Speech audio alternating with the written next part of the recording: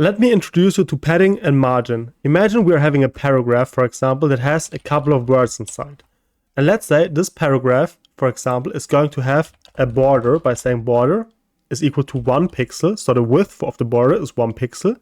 We want to have a border type of solid, for example, and a color of black, essentially. We're going to save this, and as you can see, our element now has a border.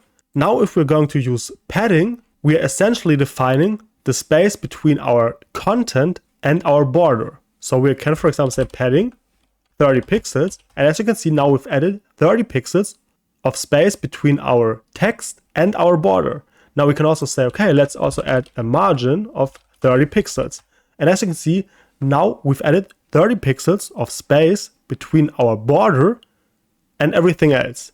So essentially, the padding defines the space between content and border, while the margin defines the space between your border and everything else. So usually if you want to space elements and create distance to other elements, I highly recommend you to use margin, because that is the purpose of margin.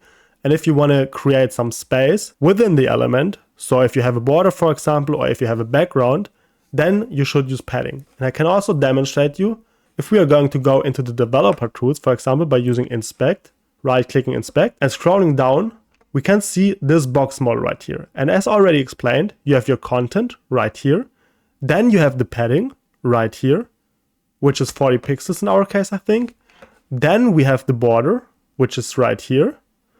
And then you have the margin. And the margin is essentially the thing that is outside of everything. So the thing that should be used to space content from one or another.